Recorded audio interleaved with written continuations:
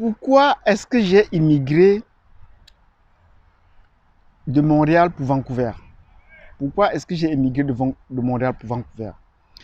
C'est ici que nous allons peut-être mettre un terme à cette série de l'exposition de mon parcours personnel dans mon cheminement sur l'immigration.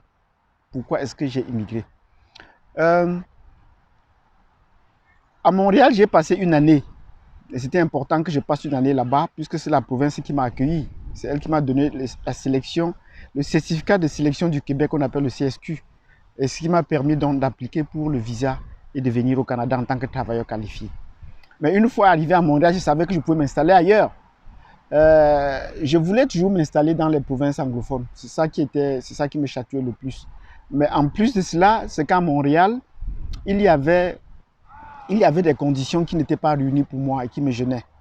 Donc, si vous voulez savoir ces conditions et pourquoi j'ai immigré ici et pourquoi je me sens à l'aise ici, abonnez-vous, cliquez sur la cloche de notification et mettez-moi un like si vous êtes déjà abonné.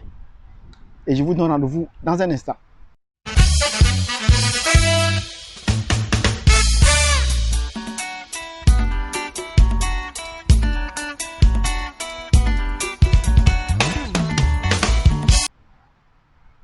Bienvenue donc sur cette chaîne d'une Afrique qui s'éveille et qui se réveille. Aujourd'hui, nous allons parler de l'immigration africaine au Canada. Comment un immigrant comme moi a fonctionné jusque-là au Canada. Comment un immigrant comme moi a fonctionné jusque-là au Canada. Donc, je suis arrivé à Montréal et c'est où j'ai fait toute ma procédure administrative. Donc, j'ai eu tous les papiers au courant d'un an, l'assurance maladie, l'assurance sociale, et cela qui me permet de travailler, ainsi de suite. J'ai eu tous mes papiers et je me suis informé sur comment est-ce qu'on cherche le travail, ainsi de suite. Voilà ce que j'ai fait à Montréal. Donc, cela m'a pris une année. Je me suis donc dit qu'il fallait que je vive l'essentiel des saisons. Donc, j'ai vécu toutes les saisons.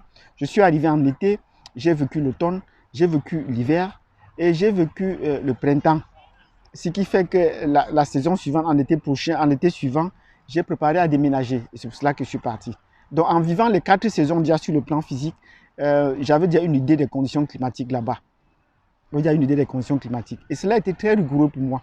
Parce que partant de Yaoundé, sous 27 degrés, j'arrive à Montréal quand on est déjà dans les 35 degrés. Et c'était vraiment difficile pour moi, très insupportable. C'était vraiment chaud et sec. Donc, c'est les conditions climatiques. Et quand l'hiver est arrivé, c'était le comble. Parce que là, il faisait extrêmement froid. Les températures de moins 25 degrés pendant 30 jours d'affilée, c'était vraiment difficilement supportable pour moi qui venais d'arriver, qui n'a pas encore des habits adaptés.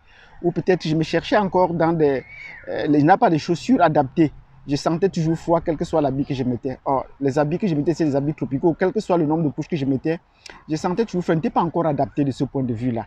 Or, c'est un peu ce qui nous gêne les Africains quand ils arrivent ici. Mais heureusement que moi, je suis géographe et que j'avais déjà la carte du Canada en tête. Je savais qu'il y a des endroits au Canada où il fait relativement mieux sur les conditions climatiques. Donc, un jour dans la salle de travail, c'était le 20 mai 2015, je me souviens bien ce jour, on regardait, un Libanais crie « Ah, la neige !» On a cru qu'il blaguait, on s'est rendu compte que le 20 mai, il neigeait effectivement. Et ce jour-là, j'ai pris la décision de ne plus rester. Il fallait déjà trouver le moyen pour partir. Ce jour que j'ai pris la décision que non, je ne peux pas vivre la neige depuis le mois de décembre, novembre-décembre, jusqu'au mois de mai. Donc plus de 6 mois dans la neige et de froid. Il y a mieux ailleurs. Et c'est la raison qui m'a poussé à partir. C'est d'abord ça la première raison sur le plan physique. Et j'ai organisé mon départ pour aller à Vancouver, où je savais, en Colombie-Britannique, où je savais que sur la côte ouest, les conditions étaient relativement bonnes. Et effectivement, depuis que je suis ici, je pense que les conditions sont relativement bonnes. Il y a les degrés de chaleur, il y a la chaleur que je cherche et il y a des conditions de verdure assez intéressantes. Donc voilà ce qui m'a fait partir de Montréal. Et ici en Colombie-Britannique, donc, les choses vont mieux. Les choses vont mieux sur le plan physique. Sur le plan social maintenant, je ne souhaitais pas, j'avais déjà assez d'accrochage sur le plan social, sur le plan professionnel, parce que parlant français, j'ai cru que je devais être facilement m'accommoder. Mais non, le français, le Québec, les Québécois doivent juger ton français, doivent juger que tu ne parles pas correctement français, leur accent, leur vocabulaire, ce n'est pas le même. La syntaxe encore, c'est encore pire, c'est autre chose. Donc, une fois au travail, on pouvait parler le français et s'entendre sur l'essentiel.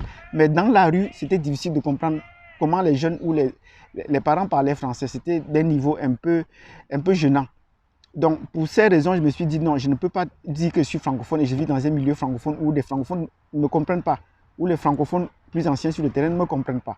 Donc, pour ces raisons, j'ai préféré aller dans une province anglophone où je serais nouveau sur le plan linguistique et avec l'anglais au moins là, ça ne va pas trop coincer. On va savoir que tu es un nouveau migrant, on va te faire le test en français, on va te faire le test en anglais. Donc, voilà les raisons qui m'ont poussé de quitter Montréal pour une province anglophone. Sur ce, je vous remercie de m'avoir suivi jusqu'au bout. Si vous avez un commentaire, laissez-nous en dessous pour savoir, pour savoir s'il y a d'autres raisons et s'il y a d'autres questions qui peuvent vous pousser à quitter Montréal, à savoir sur Montréal, demandez et puis posez la question, on va vous répondre, je vais vous répondre. Merci de m'avoir suivi jusqu'au bout et je vous donne rendez-vous à la prochaine vidéo lorsqu'on va commencer les analyses. Qu'est-ce que j'ai fait et qu'est-ce que j'aurais pu faire? Qu'est-ce que j'aurais pu faire? Est-ce que j'ai toujours été vraiment assez confortable? Est-ce que j'ai vraiment respecté les procédures? Qu'est-ce qu'il fallait savoir? Qu'est-ce qu'il fallait faire et que je n'ai pas fait? Donc, merci et je vous donne rendez-vous à la prochaine vidéo.